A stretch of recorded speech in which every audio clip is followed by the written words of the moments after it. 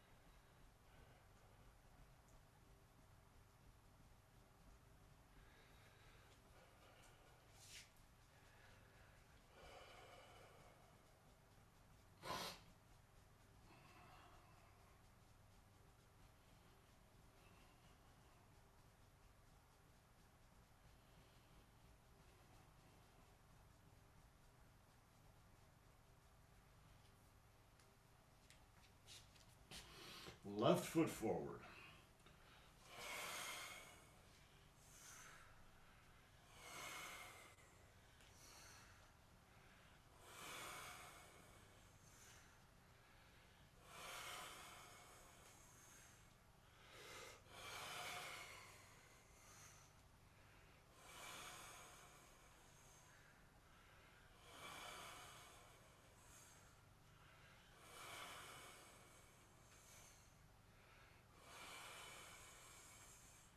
And reverse.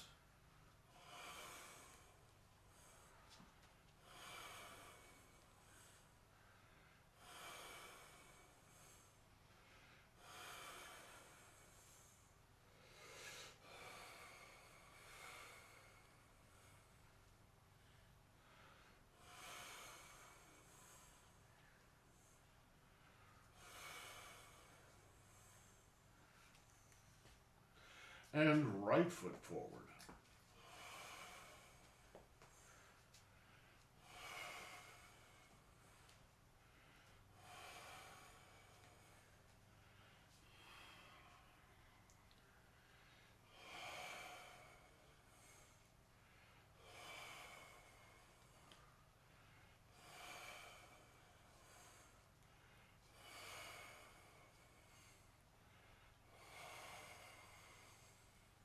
And reverse.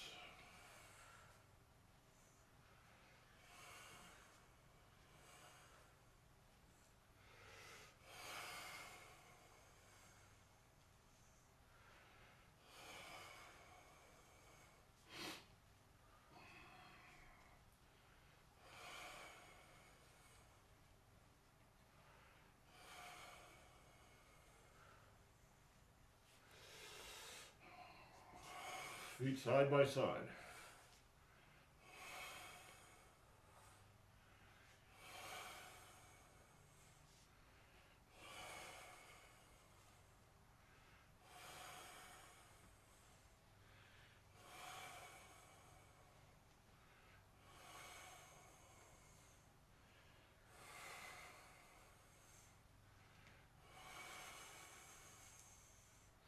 And reverse.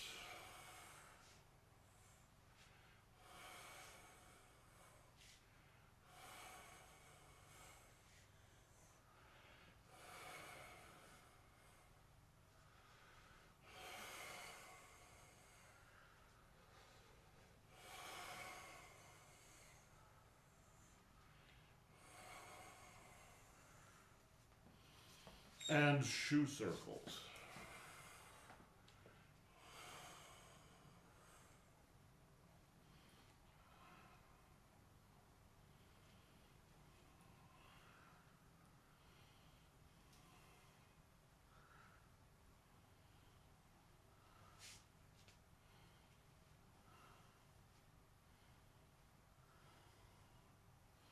And reverse.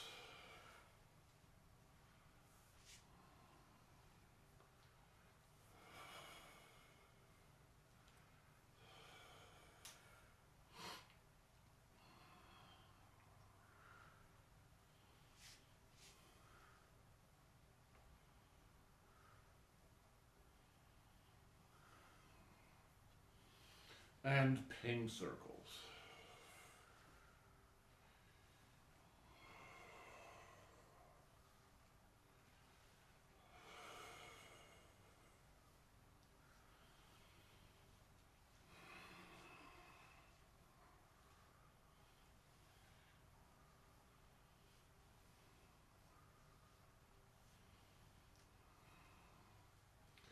And reverse.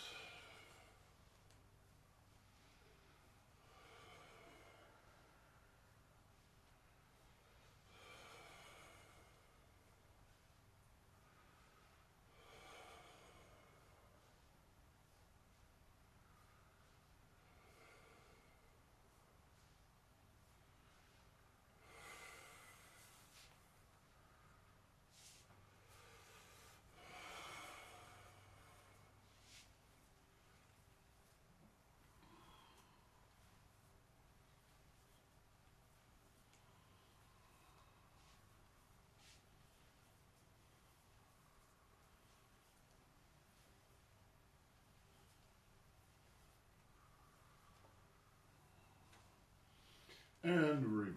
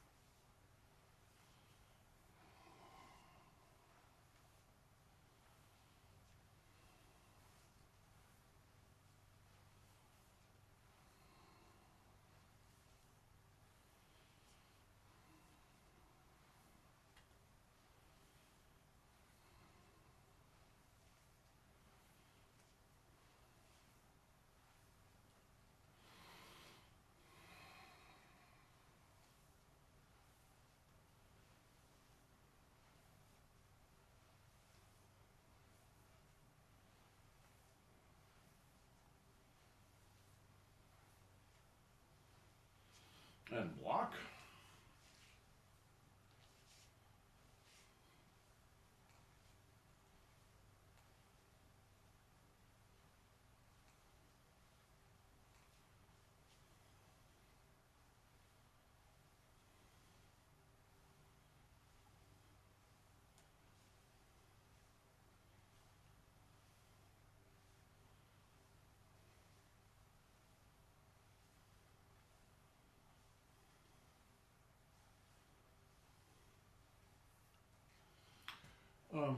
When you kick someone, let's say I'm going to kick this guy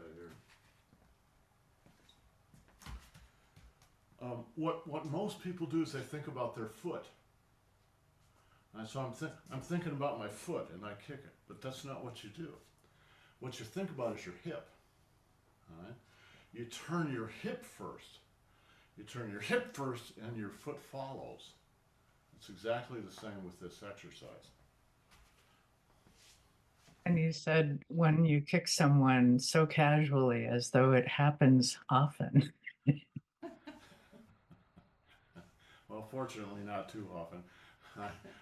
But when you do this, there's a temptation to think about this part of it, right? I'm hitting here, right? Or hitting here. Well, what you want to think about is your hip. Turn your hip and then move. Yeah.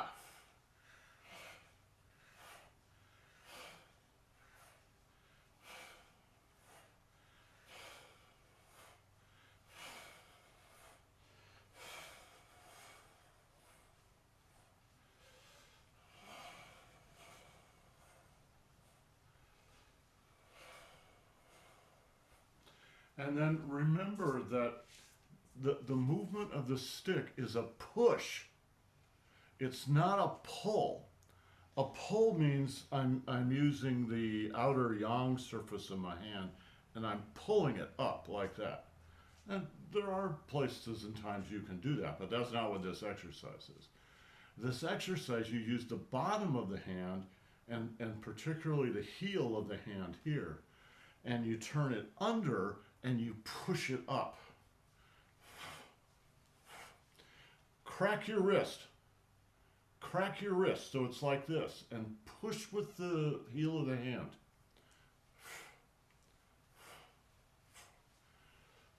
Hip.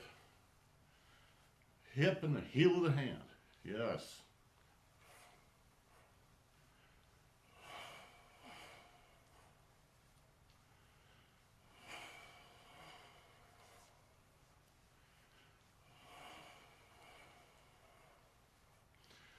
So if you get used to that, pay attention to the channels in the legs and the arms. So the yang channels are on the outside, and the yin channels on the inside, and you should feel you should feel your yang channels being activated.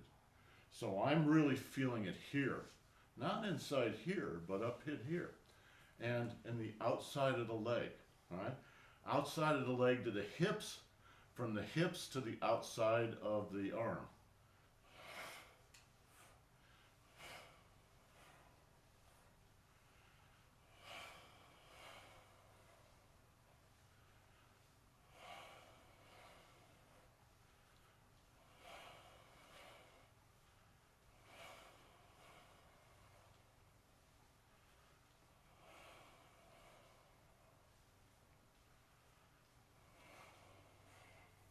Good. Jill, I have a question for you.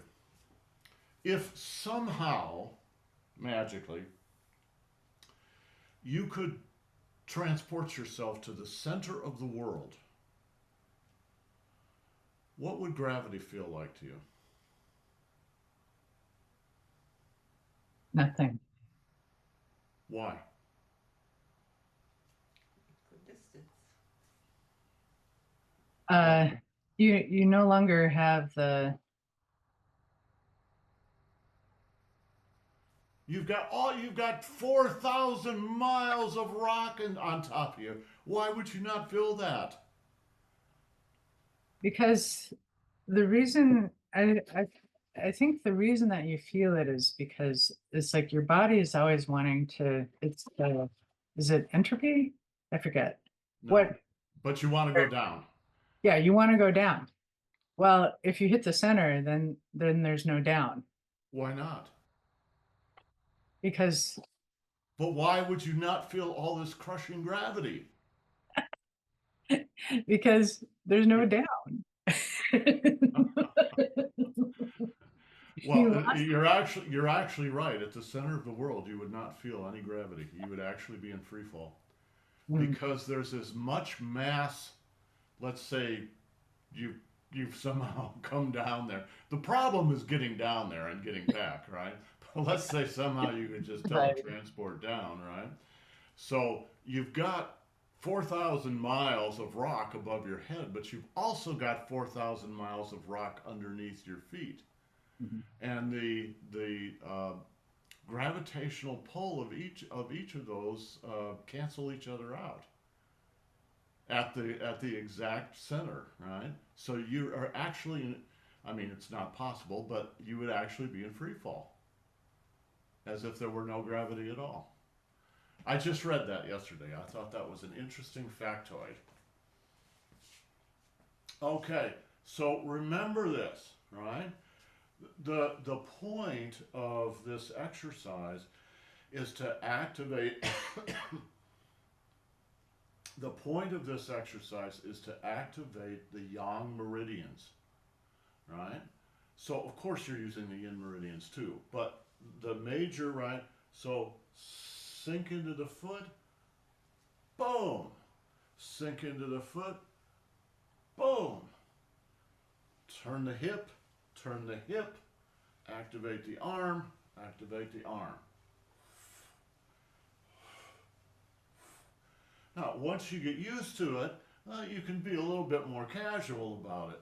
But that's because your body knows how to do it. It is much more efficient. So you can be more casual and still get the same effect or even a better effect, right? Now, just a few minutes ago, all right, stick your pole up, all right, down a little bit, all right? I accidentally hit Annie's stick, and she was kind of shocked. Why? Well, you don't usually hit my stick. Well, I don't usually hit her stick, but it was, you know, we were just sort of lining up, and I accidentally hit her stick. Well, what you don't realize is what a weapon this is. All right? This is, in China, they call this stick, all right, which is a walking stick for out hiking. It's called the grandfather of all weapons. This was the weapon that most people in China could afford. a stick out of the woods. All right? And it's really powerful, isn't it? Yeah. So when you learn to do quarter staffing on here, all right, the first thing you want to do is learn to hit the other guy's knuckles. Oh, thanks. Because if you do that, the match is usually over. All right? So don't do that to each other. It's extremely painful. You know, if you're lucky if you don't have broken fingers. All right? Whole body. All right? So by saying you're activating the yang meridians in the leg, the yang meridian, where's the yang meridian in the trunk? Jill? No. The yang meridian, where is it, front or back? Oh, I thought it was in the front. No, it's in the Or, back. oh, no, that's right. Yin on the front. It's in the back. The Not in yin. This is the tender yin side. The back is the strong yang side. So from the bottom of the foot, from the yin chuan, up the outer meridians of the leg, around to the Ming Men in the back, up the back to the shoulder, and then out the yang meridians of the arm. Right? You can also include the yang meridian of the head, which goes in the back up to the top of the head. That's a chi path. Right? That's a whole body chi path. That's what you're practicing. So you want to relax into that chi path in your mind, right? It's a pattern. Right?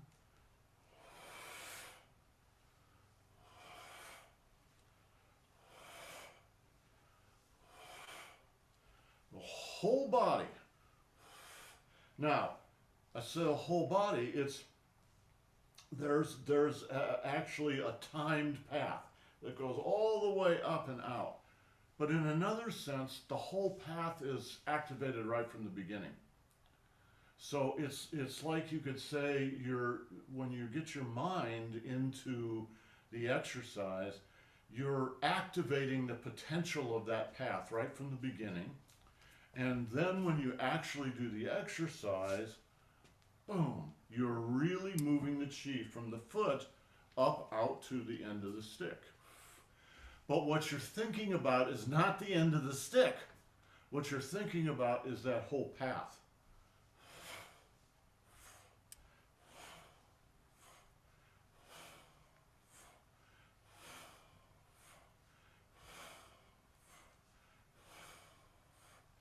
So maybe we should divide this up into levels, right? So there's a primary level. The primary level is to hold in your mind the shape of the whole pattern, right? All the way from the bottom of the foot, right, up, out the back, out the hands, boom. That whole pattern you're holding. The secondary pattern is to feel the momentum follow that path. Right? So it starts in my foot and it goes up and out. So that's involved with time. When you hold the whole pattern, there's no time. You're just kind of holding that shape. The secondary one, you're holding you're holding your awareness of the flow of momentum in your body. The tertiary, the smallest part of this, is the crack of the whip with the end of the stick. Boom, boom. It's not that important. It's like an exclamation mark at the end of a sentence. All right, but it's not the sentence. Yeah. So my initial thought was that that you're kind of drawing the pattern, but it sounds like, that you're drawing the pattern of the chi with the end of the stick, but that's not it. It's more like the roll of the towel roll. I'm not.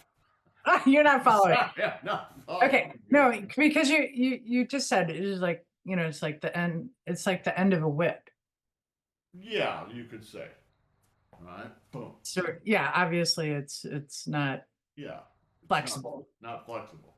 Right.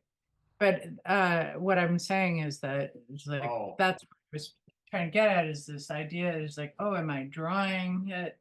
But actually it's more, it's closer to when you demonstrate the Well, how. Jill, actually, Mm, that's a really important question because what you're really asking about is the chi path.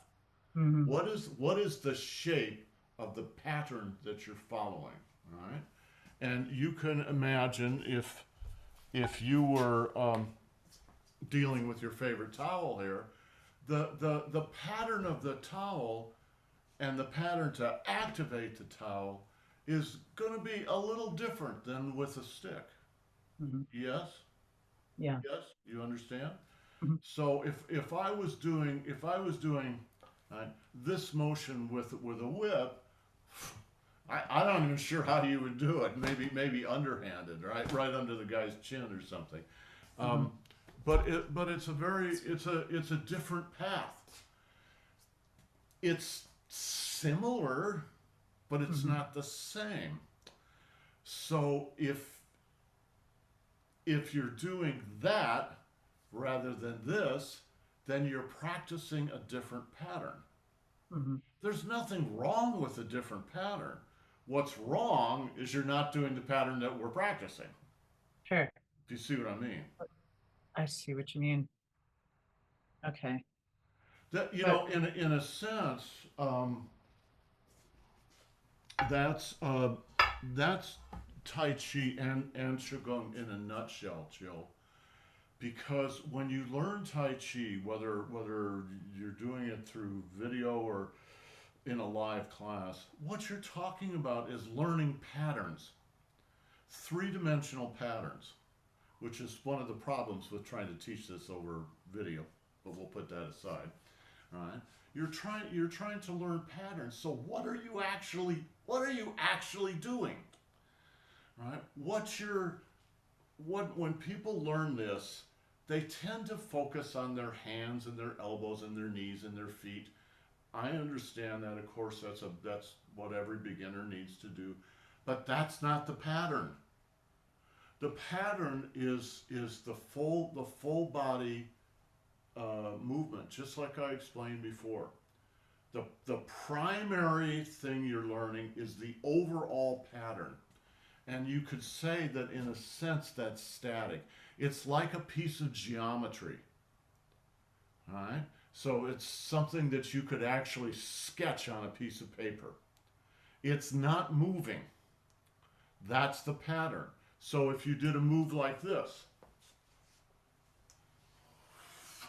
all right, how would you draw that on a piece of paper? Well, a simple version of it would be you would draw a circle, boom, that goes out in a straight line. That's the pattern, the simplified version of the pattern. All right? The second thing is to realize what it is to do that with a human body, because it's all about momentum. Where does the momentum start? It starts in the bottom of the feet, always, right? And then it moves into the weight shift. Bottom of the feet, the weight shift, and then boom, from the bottom of the foot, boom, out to the tips of the fingers. Now you're feeling that as something that moves through time.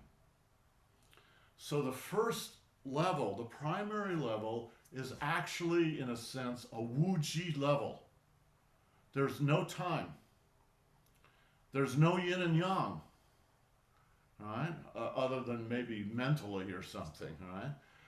But as soon as you begin to move, every, it, that unity breaks into yin and yang. Right? What is this movement here? Is that yin or yang? Is that Jill? Is that yin or yang? yin. Yin. You're Why drawing. do you do yin before you do yang? This is like you're drawing in the power. Yeah, you're drawing in the power, boom, and Express. then you throw the power out. That's the yang part. That's a yin yang cycle. That's the secondary part. The tertiary part is a little pop at the end, a little crack of the whip. And I'm not saying it's not important, it is important, but it's for learning Tai Chi and Qigong, it's a very small part. The problem is it's the flashy part. Here, look at my hands, you know, all this stuff. No, look at your core body. Does this make sense? All these exercises, they seem very simple. And they are very simple. They're very simple on purpose. All right? But when you actually look at what's going on, like even the final exercise, just presses.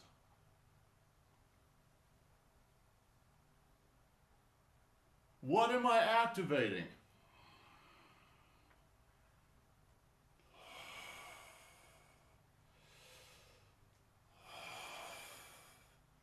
All the yang meridians.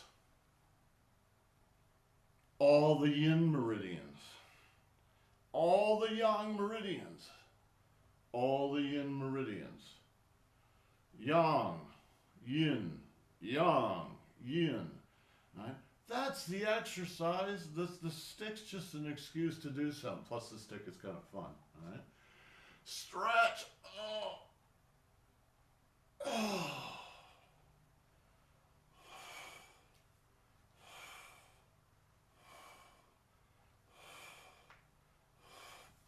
I've had a couple of people email me from the videos that we put online, because I just put them up publicly there for everybody. I'm going to switch that and just make it private so it's just you guys. And they go, but you called this morning Qigong, but I don't see any Qigong. Well, what do you mean you don't see any Qigong? Well, you're just doing calisthenics. What do you think Qigong is? A calisthenic is simply an exercise where you use your own weight. You don't use additional weights. That's all calisthenic means. All right? These are calisthenics. And the exercises that we do are exactly the warm-up exercises that Grandmaster Feng does, or did. I think he probably still does them. All right? No, it doesn't look like much. You're just doing presses. Very simple. Everybody in the world does presses in every tradition. The difference is what you're doing with your mind. You're activating, you're being mindful. You've heard of something called mindfulness. Right? You're being mindful that all the yang meridians are opening and stretching and are activated. And now all the yin meridians, right? You're gathering energy in. Now you're expending energy out. Gather in, expend out. Right? Yin meridians, yang meridians.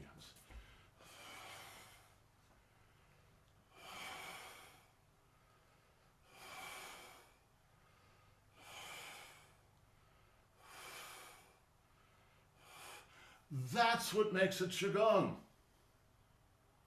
Now, I've done presses for 50 years, right? But before I learned Tai Chi and Qigong, I had no mindfulness of any of that. I was just sort of pumping, right? And absolutely it will do you some good, but the difference between that and Qigong is in Qigong, you're binding together your mind and your energy body. And it really is true. And if you keep practicing this over and over, I was watching some kids play the piano, the concert piano in some competitions. These kids are like 8 years old, and they are just gobsmackingly amazing. Not only can they play technically quite well, they play with emotion. They play with feeling. All right? They must have had very, very good teachers. Many of them are Chinese, but not all, right? What are they doing? They're doing the same thing. They're binding their mind and their emotions together with the physicality of the body. And I personally think anybody can do that, providing you actually do it. All right? And this Qigong is just a practice in doing that. It doesn't matter what you do. It matters how you do it. Okay, let's put the sticks away and we'll do a couple more exercises before we finish.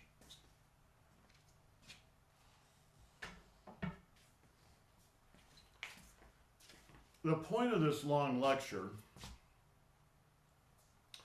is to remind you, don't lose your focus. Don't just start doing it without being mindful of it, because then it's no longer Qigong. Let's do the windmill. And you feel your weight shift, weight shift, weight shift, waist turn, waist turn, waist turn. Do you notice I'm not saying hip turn? You're not turning your hips, you're turning your waist. Those are two different things.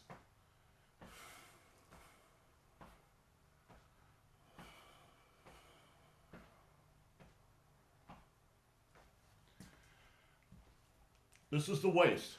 These are the hips. Most people's waist and hips are locked together. They cannot move one without moving the other. That's just a habit. All right? So one of the major things you have to get in Tai Chi and Qigong is to differentiate the hips from the waist. And we talk about the waist in terms of the daimai. All right? This is the waist. These are the hips. Those are two different things. Okay.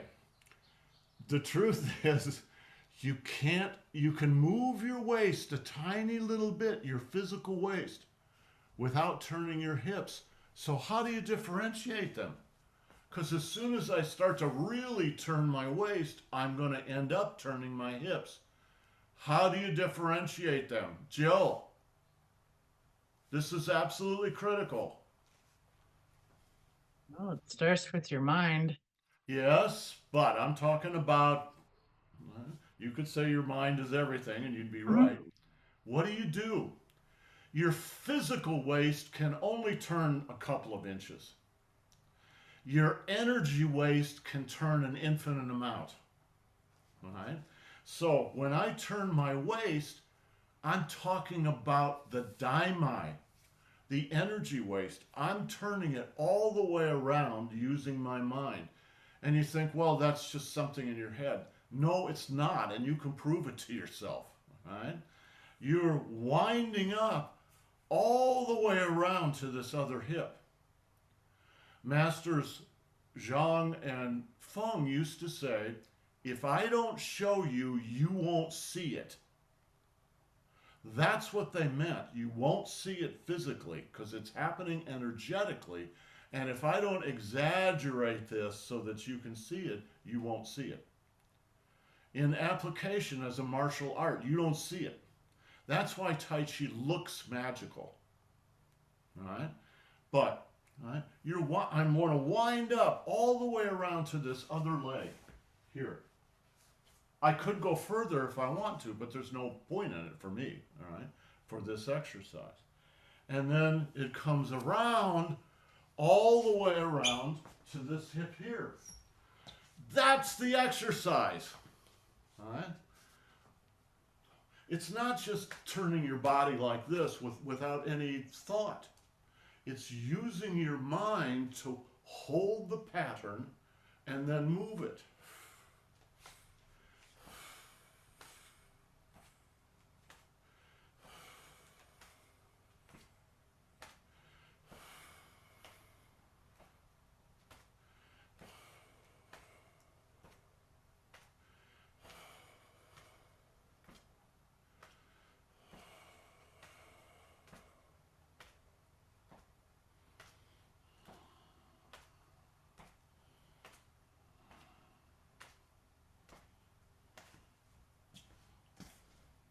as long as we're doing a teaching session here.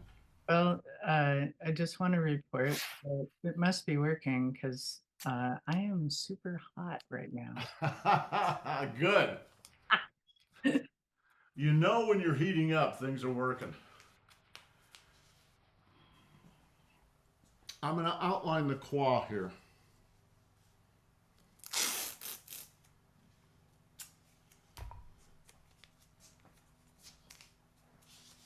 Left and right. Watch.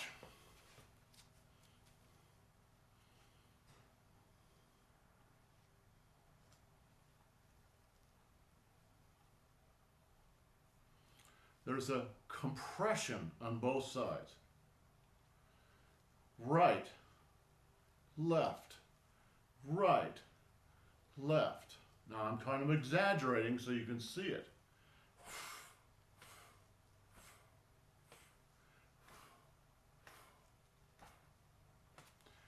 And you can prove to yourself why you would want to do that by not doing it. Hold those, these are your hip joints, right in here, not out here, in here. Hold those joints up. It's called lifting your qua. Lift your qua. Now try to do this. And feel how stiff this feels in here. Wow, it's like your upper body is separated from your lower body. And the reason it feels like that is because that's exactly what's happening. Your energy body has been split. So the power of the ground and your feet can't move up to your hands. So you have to learn to constantly flex the hip joints.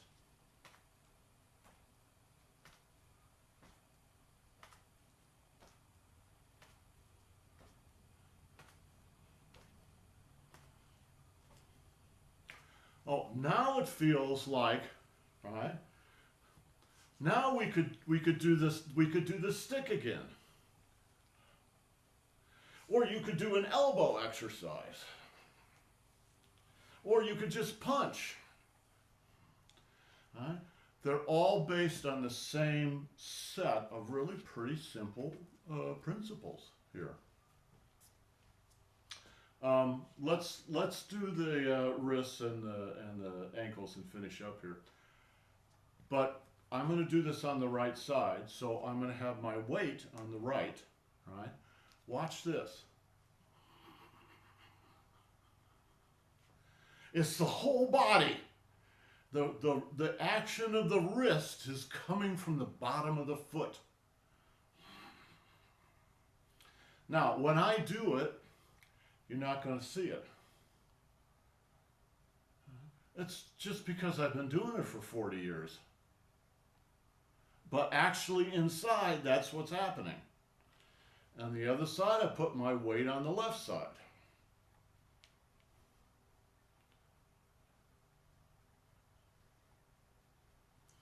Oh no, now I'm doing two of them. So the weight is on both sides. So the daimai is for the right hand, the daimai is coming like this. For the left side, the daimai is going like this. You can't go in two directions with your physical waist, but you can with your energy waist, right? They're spinning like this. And you need to be conscious of that.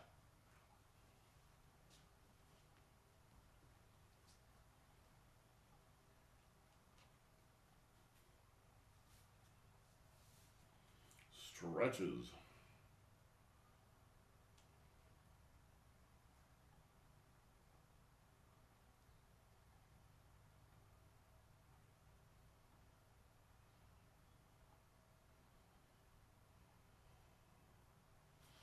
And the other side.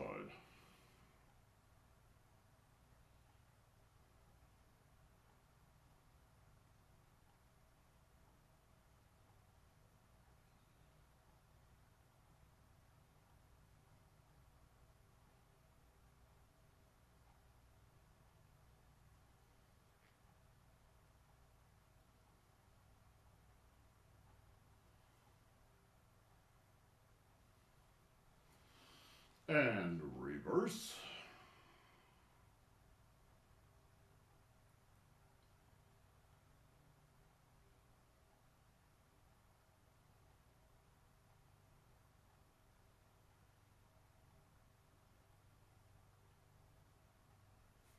And the other side.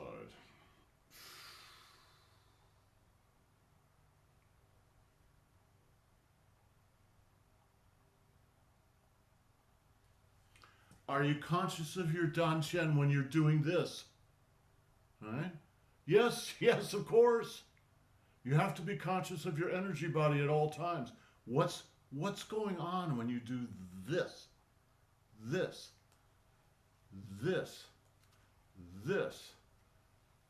This.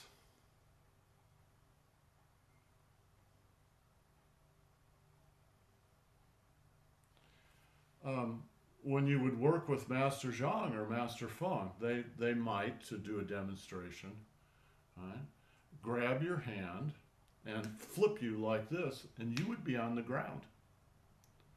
But you wouldn't see anything. Right?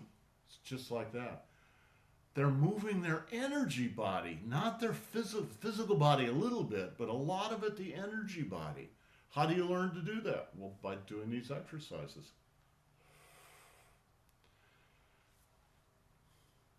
I hate to tell you, but neither of you guys, none of you guys, are going to become Tai Chi martial artists. You need to start about age 7 when you want to do that.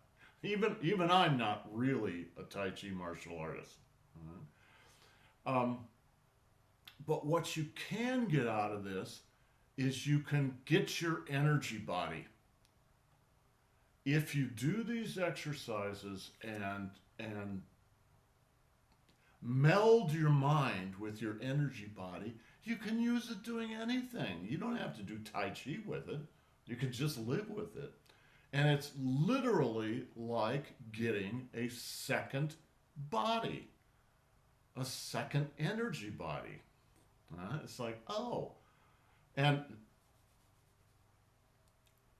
just remember, the training does not give you your energy body. You've already got that. It just brings it up into consciousness and trains you in it through these very simple old exercises. These exercises are 500 years old. All right? Ankles. Watch this.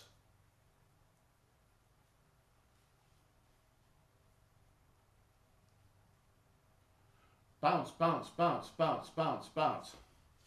Bounce, bounce, bounce, bounce, bounce, bounce.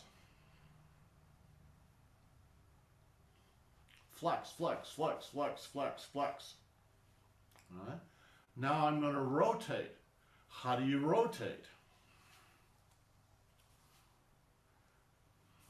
There's also a lot of ping circle in there. All right? It's a hybrid circle, a little bit of this and a little bit of that. You can feel it. Reverse.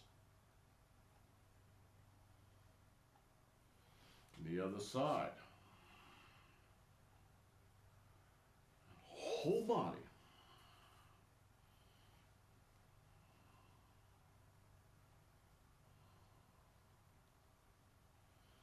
Reverse.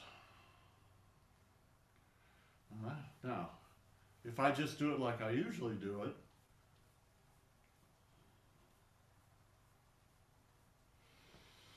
and close, watch the qua. Open. Open the qua. All right. Close.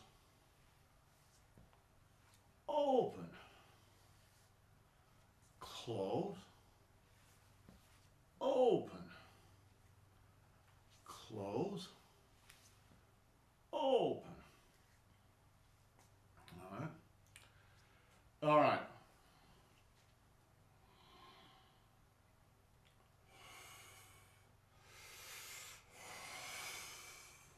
Now the Douling means literally means all relax. So you're shaking stress out, but it's still a Qigong exercise. So when you do Duoling, it's fast. You put all the principles you've learned into practice. All right?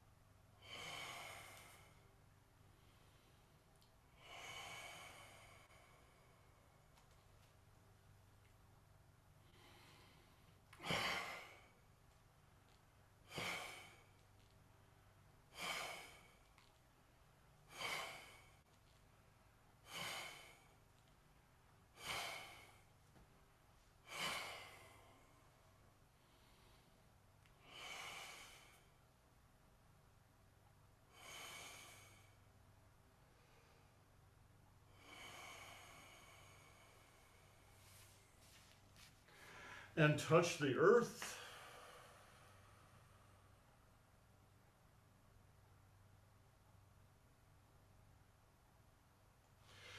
And close your pores.